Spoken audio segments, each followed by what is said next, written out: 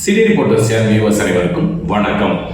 பொதுவாக பார்த்தோம் அப்படின்னா சினிமா அப்படிங்கிறது ஒரு பொழுதுபோக்கு சாராம்சம் மட்டும் அல்லாமல் அது ஒரு சாதனைக்கான தளமாகவும் விளங்கிட்டு வருது.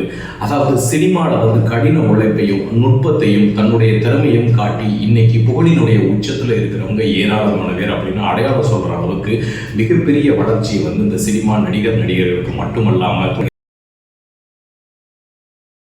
அபிமானமான நடிகர் நடிகைகளை மட்டும் இல்லாமல் இயக்குநர்கள் இசையமைப்பாளர்கள் வரைக்கும் தலைமையில வச்சு கொண்டாடுற அளவுக்கு இந்த சினிமா அவங்கள மிகப்பெரிய ஒரு இடத்துக்கு கொண்டு போயிருக்குது அப்படின்னு சொன்னால் அது நம்ம எல்லாரும் ஏற்றுக்கொள்ளக்கூடிய அளவில் உள்ள ஒரு விஷயம் தான். அதில் பெரிய ஆச்சரியங்கள் ஒன்றும் இருக்காதுங்கிறது தான் எல்லாருக்கும் தெரிஞ்ச ஒரு யதார்த்தமான உண்மை.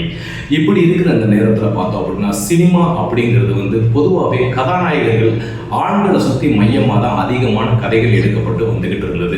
அதுவும் குறிப்பாக பார்த்தோம் அப்படின்னா தமிழ் சினிமாவில் கதாநாயகர்களுக்கு அழுத்தம் கொடுக்கக்கூடிய விஷயமா அவங்களுடைய கதாபாத்திரத்தை நிரூபிக்கிற விதமாக அவங்களுக்கு ஏற்ற வசனங்கள் அவங்களுக்கு ஏற்ற பஞ்ச் டைலாக்ஸ் இப்படி சொல்லி தான் ஏராளமான தமிழ் திரைப்படங்கள் கதைக்களமாக அமைக்கப்பட்டு எடுக்கப்பட்டு வந்துட்டு இருந்தது. இப்படி இருக்கிற நேரத்தில் அதே தமிழ் சினிமா நடிகைகளுக்கும் மிகப்பெரிய ஒரு முக்கியத்துவத்தை கொடுத்துருக்குது.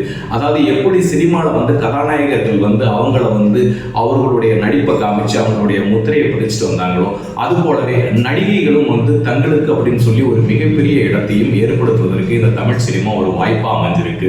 இன்றைய தொகுப்புல நாம தமிழ் சினிமாவை ஆண்ட நடிகைகள் அவங்களுடைய ஆளும் திறமையால நடிப்பின் திறமையால மக்கள் மனங்களை கவர்ந்து மக்கள் மனதை ஆண்ட ஆளுமையை கொண்ட சில நடிகைகள் பற்றிய ஒரு தொகுப்பை தான் நம்ம இந்த நிகழ்ச்சியில இப்போ பார்க்க போறோம். இதுல முதல் நாம பார்க்க போறது பானுமதி.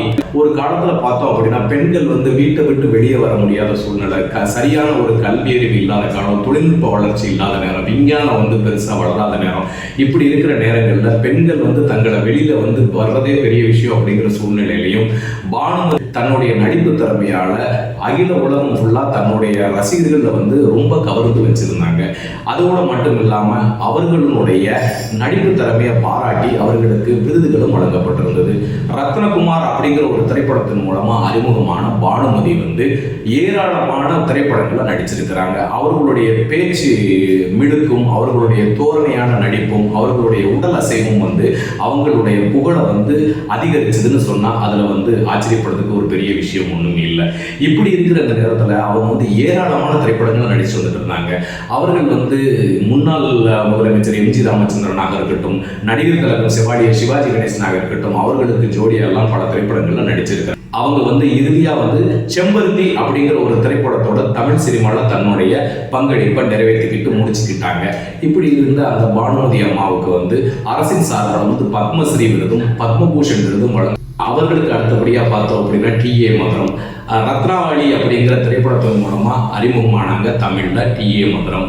அவர்களுடைய அந்த யதார்த்தமான நடிப்பும் அவர்களுடைய வசனம் உச்சரிக்கிற விதமும் அந்த காலத்துல கதாநாயகிகள் ரொம்ப கம்மி சொற்பமான அளவில் தான் பேசப்பட்டிருந்தாங்க. அப்படி இருக்கிற அந்த நேரத்துல தனக்குன்னு ஒரு மிகப்பெரிய முத்திரையை தனக்குன்னு ஒரு பெரிய பாணியை வச்சு டி.ஏ. மதுரம் ரசிகர்கள் மத்தியில் வளம் வந்தாங்க. அதோட மட்டும் இல்லாம நம்ம பார்த்தோம் அப்படின்னா அவங்க என்.எஸ். கிருஷ்ணன் நகைச்சுவை நடிகர் என்.எஸ். கிருஷ்ணனை கலைவாணர் என்.எஸ். கிருஷ்ணன் சொல்லி எல்லாரையும் அன்போடு அழைக்கப்படுற என்.எஸ். கிருஷ்ணனை திருமணம் முடிச்சுக்கிட்டாங்க. வசந்த சேனா பூனே அப்படிங்கிற படத்துல ரெண்டு பேரும் ஒன்னா இணைஞ்சு நடிச்சாங்க. அதோடு மட்டும் இல்லாமல் அந்த படத்துக்கு அப்புறம் தான் அவங்க ரெண்டு பேருக்கு திருமணம் நடந்தது அப்படிங்கிறது உலகறிஞ்ச ஒரு உண்மைதான். இப்படி இருக்கிற அந்த நேரத்தில் அவங்க ஏராளமான திரைப்படங்கள்ல ஜோடியா நடிச்சிருந்தாங்க. மக்களுக்கு அந்த காலத்துல தேவையான எழுச்சி மிக்க கருத்துக்களை நிறைய இருவரும் அவங்களுடைய திரைப்படத்துல அதிகமா பேசி மக்களுக்கு பயனுள்ள நிறைய விஷயங்களை கொடுத்ததுனால தான் இன்னை வரைக்கும் அந்த டி.ஏ. மதுரம் அம்மா எல்லாரும் மனதிலையும் இன்னைக்கும் நினைச்சு பார்க்கக்கூடிய அளவுல ஒரு மிகச்சிறந்த ஒரு ஆளுமை மிக்க நடிகை வளம் வந்துகிட்டு இருக்கிறாங்க. இவர்களுக்கு அடுத்தபடியா பார்த்தோம் அப்படின்னா நடிகை பத்மினி.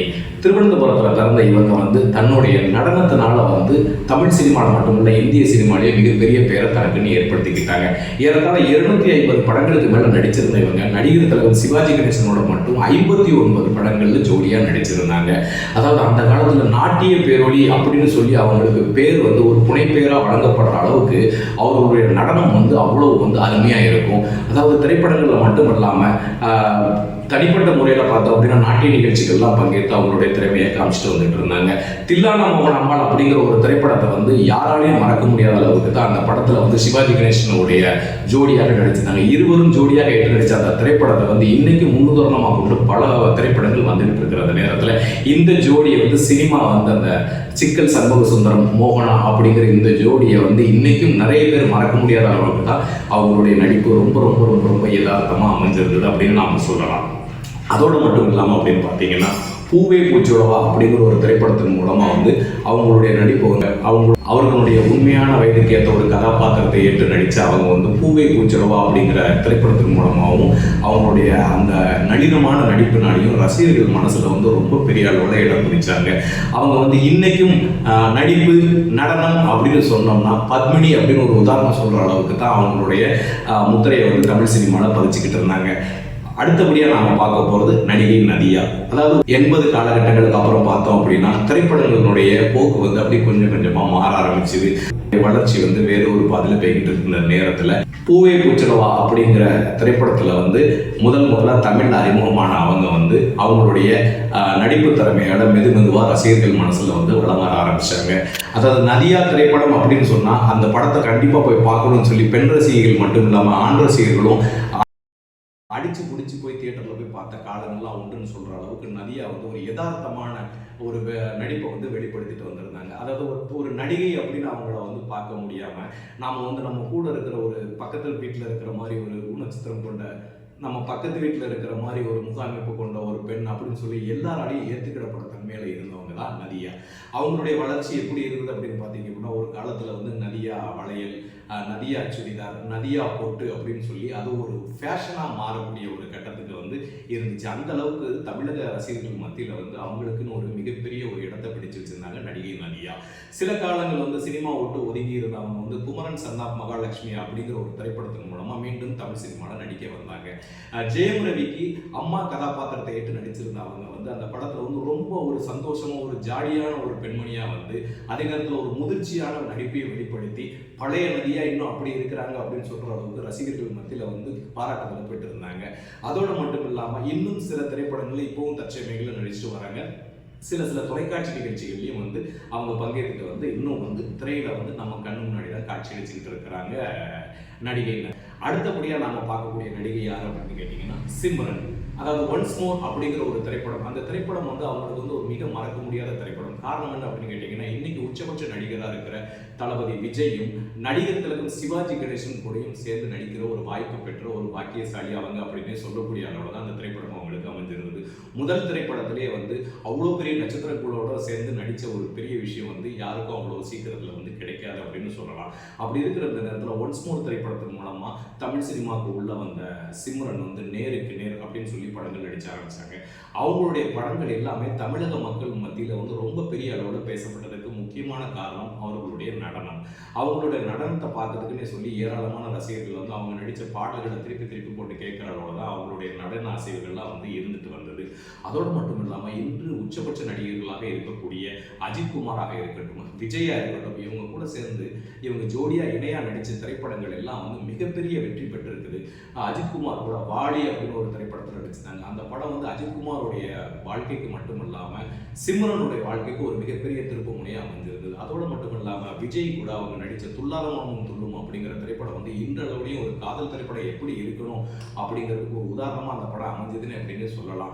சிம்ரனுடைய ஒரு யதார்த்தமான நடிப்பும் விஜய் அவர்களுடைய ஒரு யதார்த்தமான நடிப்பும் அந்த படத்தில் இருந்த பின்னணி இசையும் பாடல்களும் வசனங்களும் அந்த படத்தை வந்து ஒரு மிகப்பெரிய அளவில் கொண்டு போச்சு. அதோடு மட்டும் இல்லாமல் அந்த திரைப்படத்தில் வந்து நடிகை சிம்ரனுக்கு வந்து ஒரு மிகப்பெரிய பேர் தமிழக ரசிகர்கள் மத்தியில் வந்து உருவாச்சு. அதோடு மட்டும் இல்லாமல் இப்போ சமீபத்தில் பார்த்தோம் அப்படின்னா பேட்டை அப்படிங்கிற திரைப்படத்தில் வந்து நடிகர் ரஜினிகாந்த் சூப்பர் ஸ்டார் கூட சேர்ந்து இணையாக நடிச்சிருந்தாங்க. அவங்க கமலஹாசன் கூட சேர்ந்து பம்மல் கே சம்பந்தம், பஞ்சதந்திரம் அப்படின்னு நடித்த படங்கள்லாம் வந்து மிகப்பெரிய வெற்றியை அவங்களுக்கு தேடி கொடுத்துச்சு. அடுத்தபடியாக நாங்கள் அந்த நிகழ்ச்சியில் பார்க்க போகிறது யார் அப்படின்னு கேட்டிங்கன்னா நடிகை நயன்தாரா. அதாவது ஐயா அப்படிங்கிற ஒரு திரைப்படத்தின் மூலமாக தமிழ் சினிமாவில் அறிமுகமான நயன்தாரா வந்து ஆரம்ப காலத்தில் வந்து மலையாள படங்களில் மட்டுமே நடிச்சுட்டு வந்துக்கிட்டு இருந்தாங்க. ஐயா திரைப்படத்தின் மூலமாக அவங்களுக்கு வந்து ஒரு மிகப்பெரிய வரவேற்பு தமிழக ரசிகர்களால் வந்து வழங்கப்பட்டுச்சு. இதை வந்து நல்ல தனக்கு சாதகமாக பயன்படுத்தி கொண்ட நயன்தாரா தொடர்ச்சியாக நல்ல கேரக்டர்கள் கொண்ட படங்களில் நடிக்க வந்தாங்க.